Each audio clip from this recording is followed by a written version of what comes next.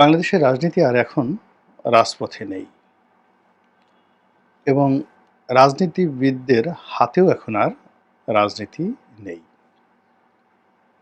পুরো যে পরিবেশ এবং পরিস্থিতি, এটি রাজনীতিবিদদের জন্য এতটা প্রতিকূলে চলে গেছে। এখন কেউ যদি বলে যে আমি রাজনীতি করি, যদি আওয়ামী লীগ হয়, তারা বলবে যে এরা তো স্বৈরাচারের দোসর হবে না। যদি জামাত হয় তাহলে বলবে যে এরা তো রাজাকার আলবদরের দল, মুক্তিযুদ্ধের বিরোধিতাকারীর দল হবে না। যদি আপনি যাকে বলা হয় বিএনপির কথা ধরেন, এরা এখন বিএনপিদেরকে সবাই গালাগাল করে বলছে টেম্পু পার্টি, টেম্পু স্ট্যান্ড দখলের পার্টি। তারপর যদি আপনি এই যে নতুন যে একটা দল আসছে নাগরিক পার্টি, এ বলবে চ্যাংড়া ব্যাংড়াদের দল। আরও নানা রকম কথাবার্তা, ইয়াং ছেলে তাদেরকে বলে আমি আসলে মনে কষ্ট দিতে চাই না, বাট কথা হচ্ছে। এখন এই যে কথাগুলো হচ্ছে, এগুলি কি কেবলই মাত্র তাদের কর্মকাণ্ডের কারণে, কিংবা রাজনীতির মাঠের যে রূঢ় বাস্তবতা সেটার কারণে হচ্ছে, নাকি একটা গুজব, একটা প্রচারণা, একটা প্রোপাগান্ডা, তার ফলে এই ভাইবগুলো তৈরি হচ্ছে? বাস্তবতা হলো যে আমাদের সামাজিক মাধ্যম এখন গণমাধ্যমের উপর প্রাধান্য বিস্তার করছে। আগে একটা ভালো পত্রিকাতে, সেটা নিউ ইয়র্ক টাইমস বলেন কিংবা আল জাজিরা বলেন, সিএনএন বলেন, বাংলাদেশের যে সকল ভালো ভালো গণমাধ্যম রয়েছে সেখানে বলেন, বাংলাদেশ প্রতিদিন বলেন, প্রথম আলো বলেন, এরকম একটা পত্রিকাটা নিউজ এলে কিংবা সময় টেলিভিশনে একটা ভালো প্রতিবেদন ছাপা হলে সারা বাংলাদেশে তোলপাড় পড়ে যেত। কিন্তু এখন বাস্তবতা হলো যে যদি সামাজিক মাধ্যমে কোনো একটা গুজব ছড়িয়ে পড়ে ফেসবুকে এবং সেটা ভাইরাল হয়ে যায়, ইউটিউবে কোনো একটা কন্টেন্ট যদি ভাইরাল হয়ে যায়, তাহলে ওটাকে মোকাবেলা করার ক্ষমতা এই বাংলায় এখন কোনো গণমাধ্যমের নেই এবং যাকে বলা হয় এখানে কোনো প্রশাসনের নেই। এবং এই ভাইরালের কাছে, সামাজিক মাধ্যমের যে ভাইরাল যে খবরাখবর, তার কাছে পুরো রাষ্ট্রযন্ত্র রীতিমতো অচল।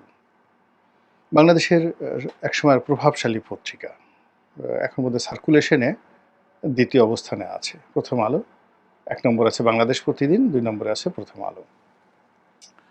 তো সেই প্রথম আলো ২ নম্বরে থাকলেও এদেরকে প্রভাবশালী মনে করা হয়। তারা জ্ঞান বিজ্ঞানের একটা, যাকে বলা হয়, শ্রেণীকে রিপ্রেজেন্ট করেন।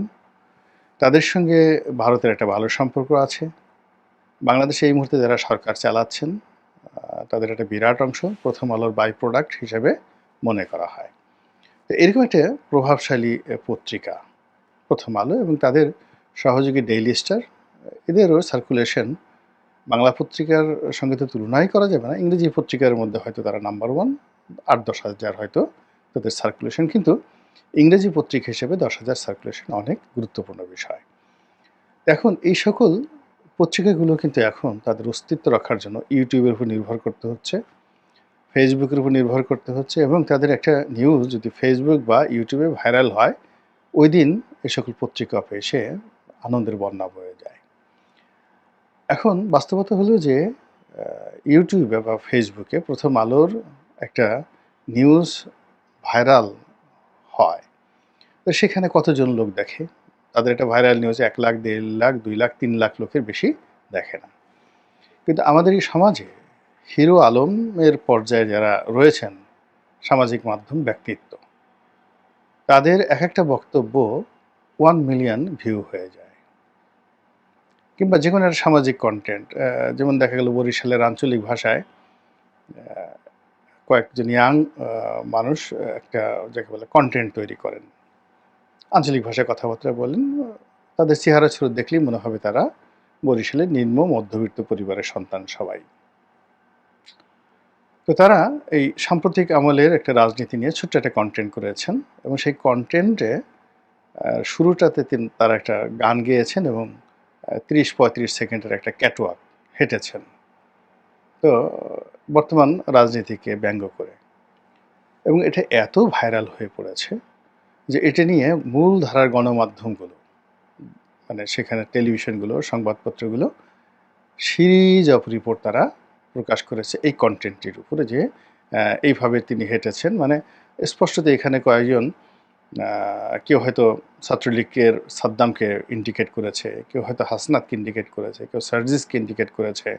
মানে ওরা যেভাবে হেঁটেছে ক্যাটওয়াক করে আর যে কথাগুলো বলেছে, সেই কথাগুলো দেখা গেল যে এই যে এখন হঠাৎ হঠাৎ করে নতুন নতুন যে রাজনৈতিক দল হচ্ছে, বিভিন্ন জায়গা থেকে তারা চাঁদা নিচ্ছে, বিকাশে টাকা নিচ্ছে, তারপরে নিজেরা মারধর করছে এবং তারা মার খাচ্ছে। নিজেরা মারধর করছে এবং পাবলিকের হাতে অনেক জায়গায় তারা মার খেয়েছে এবং খাচ্ছে।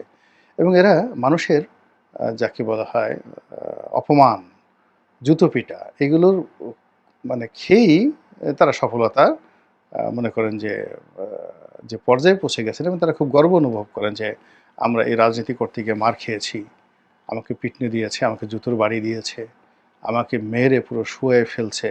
এই কথা বলে তারা এক ধরনের তৃপ্তি পান এবং তাদের এই কথা শুনে আমাদের মূলধারার গণমাধ্যম যারা লোকজন রয়েছে অনেক দিন ধরেই আমরা কিন্তু বিরক্ত যে এটা রাজনীতির স্ট্যান্ডার্ড হতে পারে না। বা এখন যারা রাজনীতির জন্য নিত্য নতুন দল করছেন তাদের সবাইকে দেখেই আমাদের মেজাজ গরম হচ্ছে, হাসিও পাচ্ছে না, ভীষণ রকম মেজাজ গরম হচ্ছে, বিরক্ত হচ্ছে। তো সেই বিরক্তিটি আমরা কেউ মানে মূলধারার গণমাধ্যমে লিখেছি কিন্তু তুলে ধরতে পারিনি বা লোকজন অ্যাকসেপ্ট করেনি। কিন্তু দেখা গেল যে ওই যে বরিশালের আঞ্চলিক ভাষায় কয়েকজন যুবক তারা যে ভিডিও কন্টেন্ট তৈরি করে সেই কন্টেন্টের ফলে এখন সেটি একেবারে রীতিমতো ভাইরাল হয়ে পড়েছে। তো এই যে আমাদের যে সামাজিক মাধ্যম, এই সামাজিক মাধ্যম এখন রাজনীতি নিয়ন্ত্রণ করছে। এই রাজনীতি নিয়ন্ত্রণ করতে গিয়ে কোনো ইউটিউবার, সেটা ফ্রান্সে বসে পিনাকি হোক বা আমেরিকাতে বসে কনক সরোয়ার হোক কিংবা বাংলাদেশে এসে বসে আমরা যারা করছি, যাই বলি না কেন, আমাদের এই বক্তব্য মানুষের মধ্যে সেই এতটা যাকে বলা হয় আলোড়ন সৃষ্টি করে, প্রভাবিত করে, যা কিনা মূলধারার গণমাধ্যমের যে মতামত, সেই মতামতটাকেও তার মানে প্রাধান্য করে। অর্থাৎ আমাদের বক্তব্য নিয়ে দেখা গেল মূলধারার গণমাধ্যম যারা রিপোর্ট করে এবং সেই রিপোর্ট করে তাদের জনপ্রিয়তা ধরে রাখতে হয়, তাদের ভিউ ধরে রাখতে হয় এবং তাদের পাঠককে ধরে রাখতে হয়।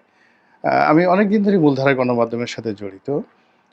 এখনও পত্রপত্রিকায় লিখি, টেলিভিশন টক শোতে যাই। এখন ধরেন আমার একটা ভিডিও যদি ১ লাখ এখানে দেখে কিংবা ভালো ভিডিও হলে ২ লাখ, ১০ লাখ, ২০ লাখ এমনও ভিডিও আছে এই আমার এই চ্যানেলে ১ কোটি লোক দেখেছে, মানে 10 মিলিয়ন লোক দেখেছে একটা সিঙ্গেল ভিডিও।